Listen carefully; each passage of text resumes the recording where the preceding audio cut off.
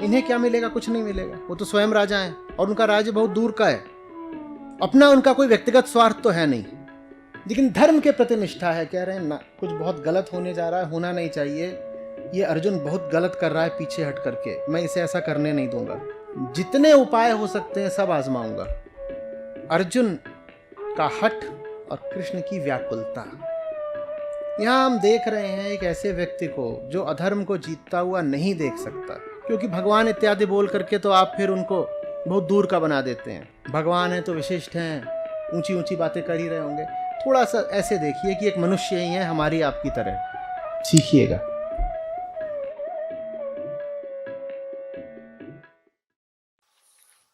क्या मतलब है इस बात का कि मौन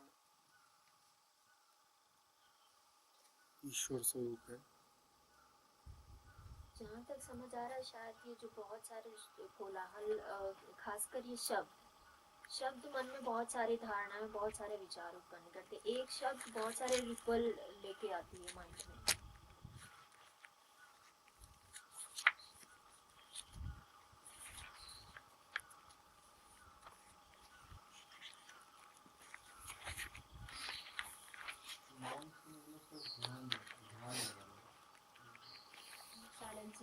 कौन ध्यान लगाएगा?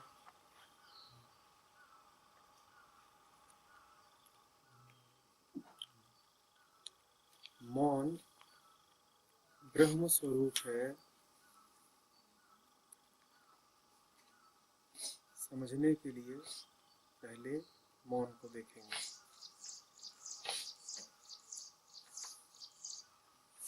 शब्द भर का अभाव मौन नहीं है। शब्द मौजूद नहीं है तो मौन हो गया।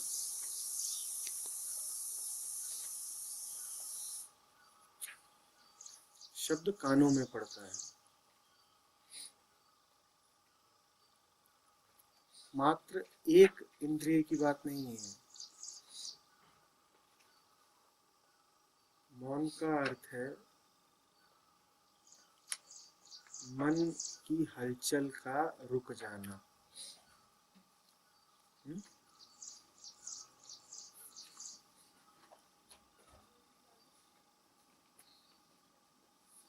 मन की हलचल ही है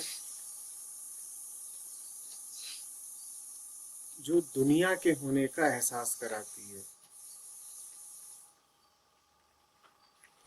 मन जब किसी हलचल में नहीं होता, जब आप बहुत गहरी नींद में सो रहे होते हैं, तब तो दुनिया नहीं रहती। और जब दुनिया रहती है, वो दुनिया जिसका एहसास इंद्रियों से और मन से होता है, जब वो दुनिया रहती है, तब उस समय वो दुनिया ही आखिरी सत्य लगती है। सपने में सपना आखिरी सत्य लगता है, जगते समय संसार आखिरी सत्य लगता है। मन चला नहीं कि सपने और संसार सत्य बनकर खड़े हो जाते हैं।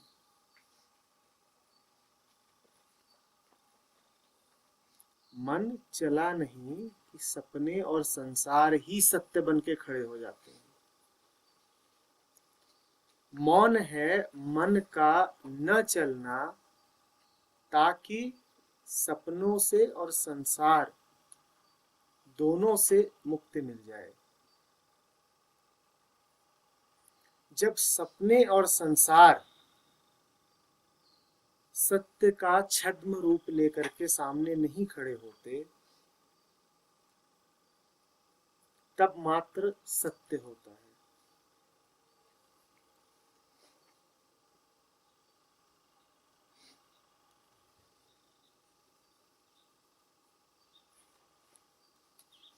मैंने कहा तब मात्र सत्य होता है। मैंने ये नहीं कहा कि तब आपके सामने सत्य होता है। आपके सामने तो सदा जो होगा वो या तो सपने होंगे या संसार होगा। समझना जरूरी है। शब्द मन को भरता नहीं है, शब्द मन की सामग्री नहीं है, दृश्य मन की सामग्री नहीं है, स्पर्श मन की सामग्री नहीं है। शब्द, दृश्य, स्पर्श, घ्राण, ये सब मन ही हैं। इनके अलावा मन का कोई अस्तित्व नहीं है।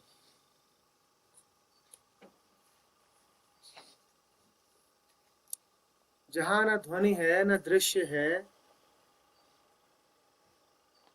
न गंध है, न वस्तु है, न व्यक्ति है, वहां मन भी कहाँ है?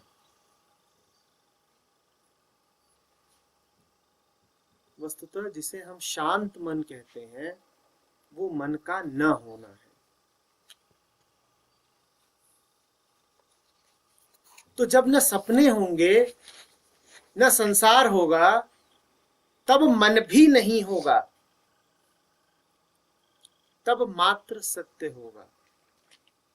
एक सत्य, सत्य को देखने वाले आप भी नहीं होंगे। तब एक सत्य बचता है, ब्रह्म। इसी कारण कहा गया है कि मौन ही ब्रह्म है।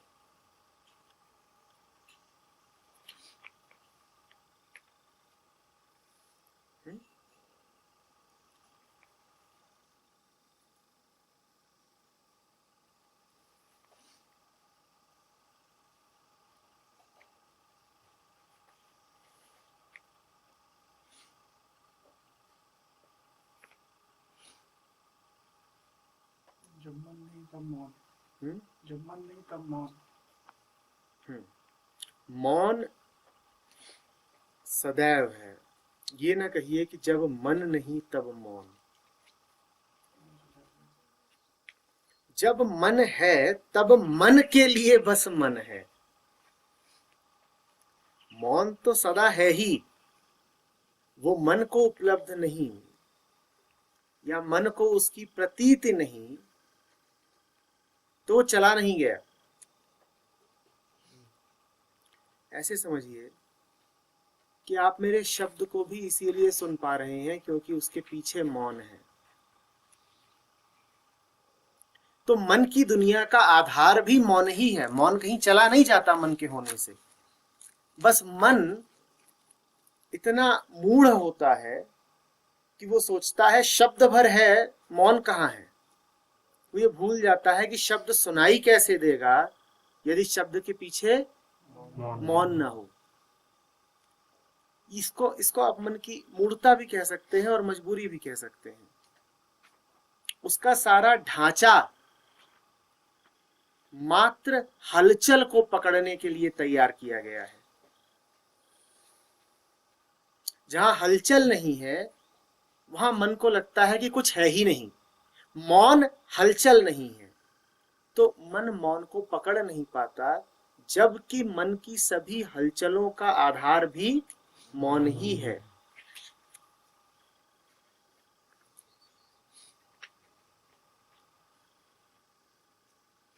ये कभी मत सोचिएगा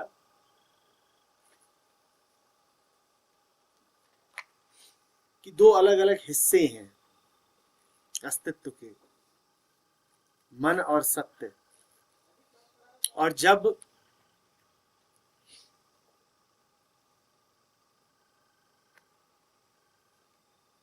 मन की हलचल रुकती है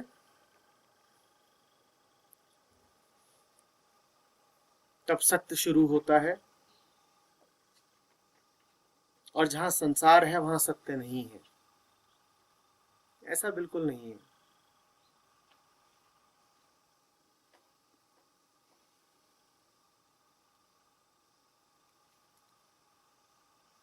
संसार का स्रोत, संसार की बुनियाद भी सत्य ही है।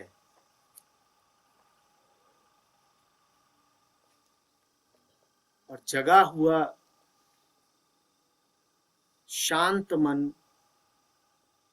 मौन मन वही है जो देखे भले संसार को पर दिखाई उसे सत्य ही दे।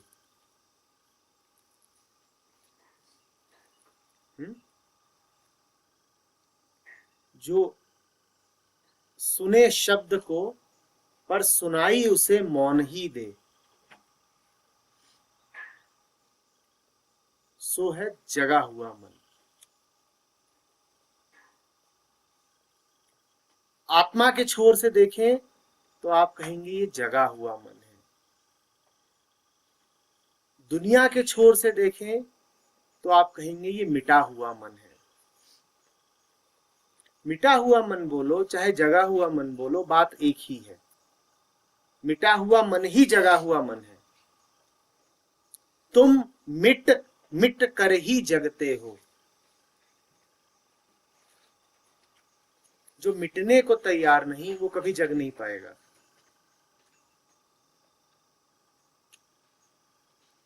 समझ में आ रही है बात? सत्य की ओर से देखो तो जागृति है, सत्य में विलय है, मन जा मिला स्रोत से। और दुनिया की ओर से देखो तो मौत है कि खत्म हो गया बेचारा, कुछ नहीं है। दुनिया की नजर में जो मिट जाना है, खत्म हो जाना है,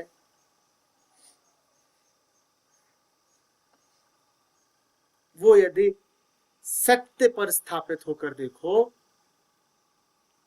तो जी उठना है, परम जागृति है। अंतर दृष्टि का है। अंतर इसका है कि कहां से देख रहे हो, कौन देख रहा है।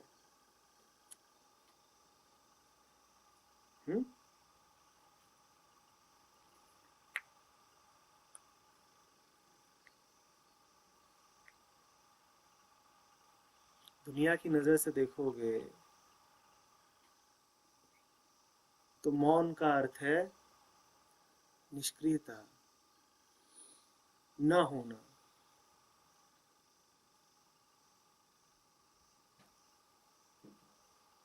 हस्ती का ही विलुप्त हो जाना।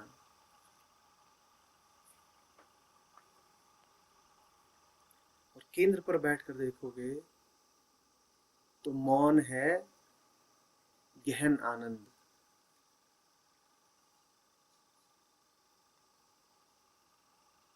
प्रेम की अनुभूति, गहरा, गहरे से गहरा जुड़ाव।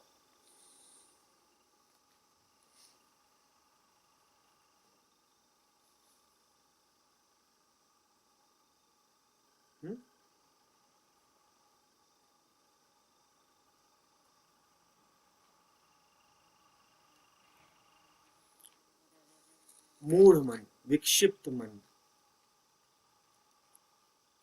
मात्र इंद्रियगत अनुभूतियों को पकड़ता है, मौन को पहचानता ही नहीं।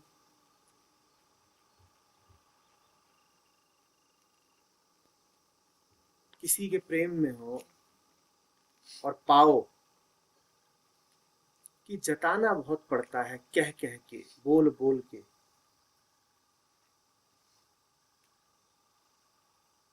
मौन समझ में ही नहीं आता तो समझ लेना कि विक्षिप्तता है और उस प्रेम की कोई कीमत नहीं है।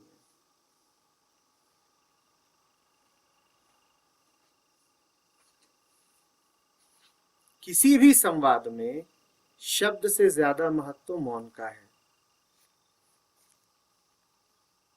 शब्द वही भला है जो मौन में ले जाए।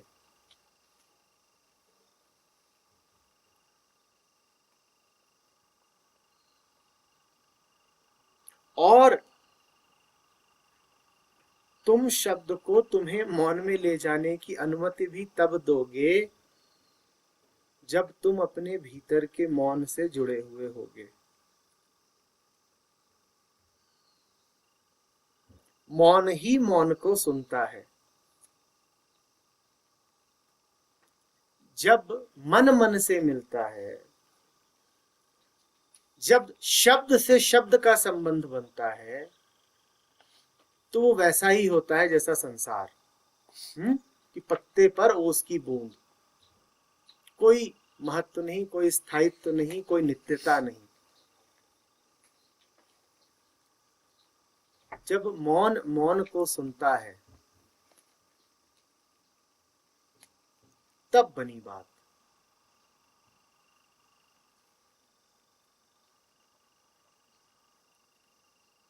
तब तुम्हें लगेगा कोई खिंचाव नहीं है, कोशिश नहीं करनी पड़ रही बात करने के लिए। ऐसा लग रहा है कि बात करनी क्या है।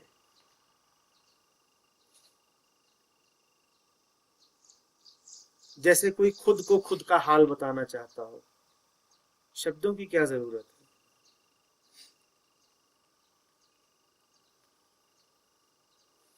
कोई दूसरा है ही नहीं सामने जिससे बात करनी है।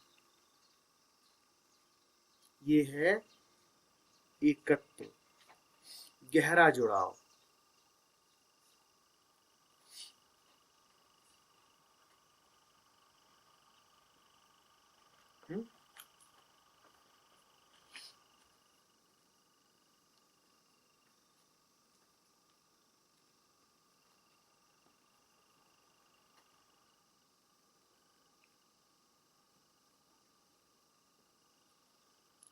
मौन ब्रह्म है, इसका अर्थ फिर से कह रहा हूं, ये मत लगा लेना कि शब्द ब्रह्म नहीं है। मौन सत्य है, इसका अर्थ ये मत लगा लेना कि संसार सत्य नहीं है। इसका अर्थ इतना ही है कि सुनो मौन में रहकर, और सुनो मौन को ही। देखो संसार को सत्य में रहकर, और फिर दिखे सत्य ही।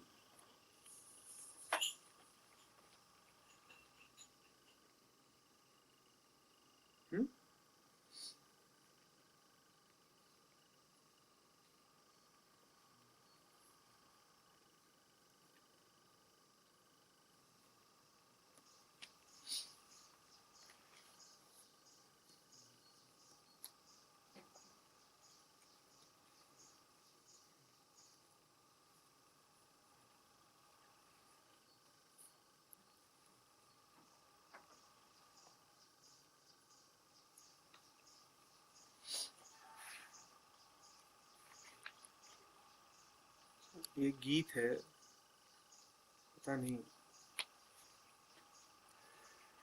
किसने लिखा है, वैसे तो किसी फिल्म का है। कि चुप तुम रहो, चुप हम रहें, खामोशी को खामोशी से बात करने दो।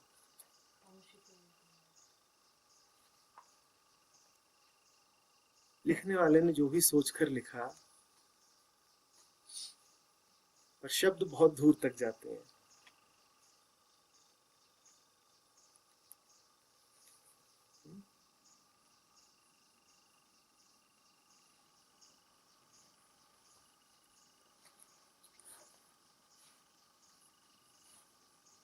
खामोशी को खामोशी से बात करने दो। और वो आपस में बात क्या कर रहे हैं? खामोश। बात तो तब करी जाती है जब अनजानापन हो। बात करना ही इस बात का सबूत है कि दूरी है, अनजाने हैं।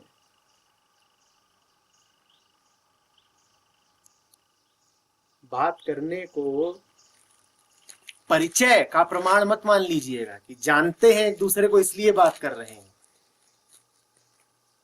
आमतौर पे हम ये समझते हैं कि बातचीत हम उनसे करते हैं जो हमारे परिचित होते हैं। मैं आपसे कह रहा हूं बातचीत अपरिचय का प्रमाण है। आप जिसको जान ही जाएंगे, आप जिससे मिल ही जाएंगे, आप पाएंगे कि क्या कहना क्या सुनना। हम्म।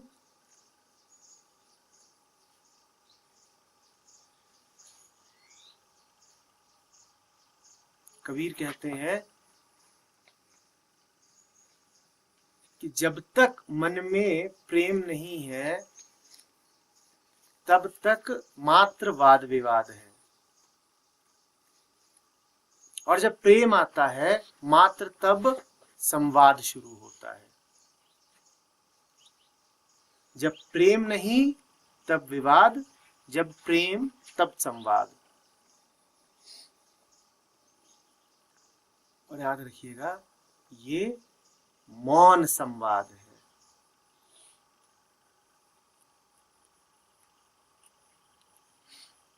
ये आपके पूरेपन का, आपके प्रेमी के पूरेपन से मिलन है, पूर्ण से मिल रहा है। उपनिषद कहते हैं पूर्ण से पूर्ण को निकाल दो तो पूर्ण शेष रहता है, और जब पूर्ण से मिलता है तो भी पूर्ण ही शेष आता है। उपनिषद इतना कह के रुक जाते हैं कि पूर्ण से पूर्ण उद्भूत हुआ, पूर्ण ही बचा।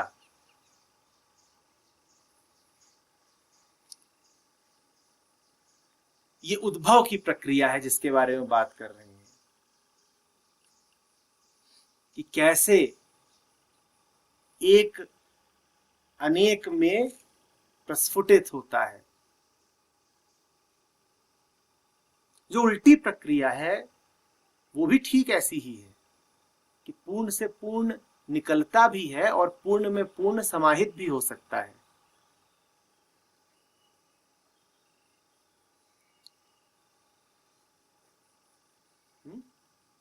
ये जो पहली प्रक्रिया है ये जन्म की है, पूर्ण से पूर्ण का निकलना। ये सृष्टि की प्रक्रिया है। जो दूसरी प्रक्रिया है वो प्रेम की प्रक्रिया है और मृत्यु की प्रक्रिया है। पूर्ण का पूर्ण में वापस मिल जाना, उसी का नाम प्रेम है और उसी का नाम मृत्यु भी है। प्रेम और मृत्यु एक है।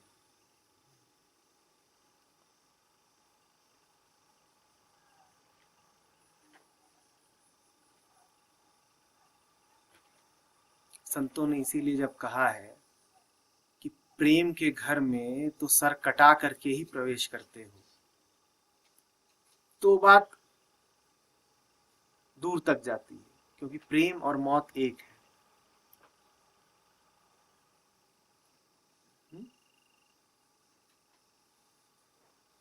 संसार की तरफ से मौत है और हाँ, बढ़िया बढ़िया, बिल्कुल बढ़िया। संसार की तरफ से मौत है। कोई संसारी देखेगा तो कहेगा अरे कुछ बचा नहीं।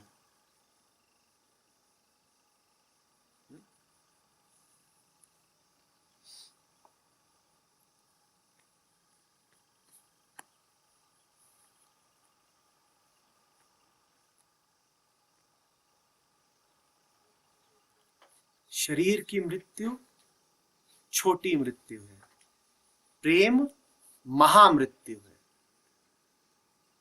वो आखिरी मौत है। हम तो छोटी मोटी मौत जानते हैं। छोटी मोटी मौत में पूर्ण मरण भी नहीं होता।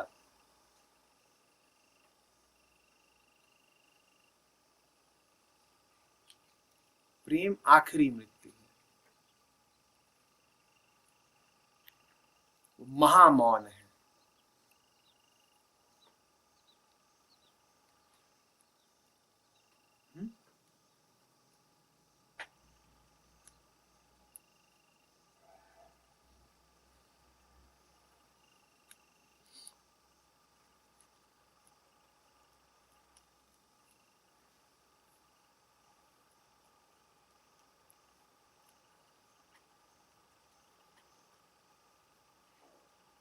प्रेमी वो कैनवस है जिसपे सब कुछ पेंट हो रहा है, हम्म। डिलीट भी हो रहा है, लिखा भी जा रहा है, फिर डिलीट हो रहा है।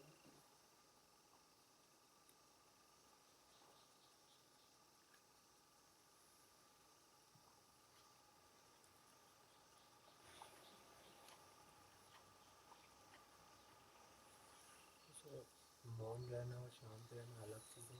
ना, एक एक बिल्कुल एक।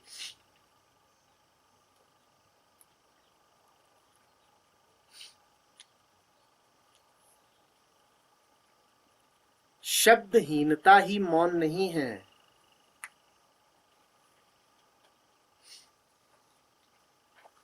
यद्यपि जो मौन से अपने आंतरिक सत्य से संपृक्त हो जाता है, उसको शब्दों से कोई जुड़ाव नहीं रह जाता, लेकिन शब्दहीनता भर ही मौन नहीं है। मौन है कि शब्द रहें या न रहें, मैं मौन हूं। जब होठ नहीं चल रहे हैं तब तो दुनिया भर को दिख ही रहा है कि मैं मौन हूं। जब मेरे होठ चल भी रहे हैं तब दुनिया को लग रहा है कि मैं बोल रहा हूं, पर मैं जानता हूं कि मैं तब भी मौन हूं। तुम सबको लग रहा है कि कुछ कह रहा हूं, कि होठ चल रहे हैं, पर मैं जानता हूं कि कुछ कह नहीं रहा, मौन हूं।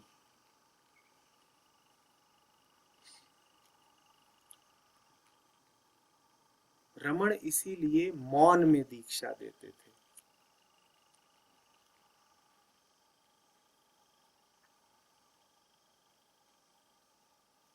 इससे बड़ा गुरु मंत्र क्या हो सकता है? गुरु जब दीक्षित करता है तो कुछ कह देता है, कोई मंत्र दे देता है।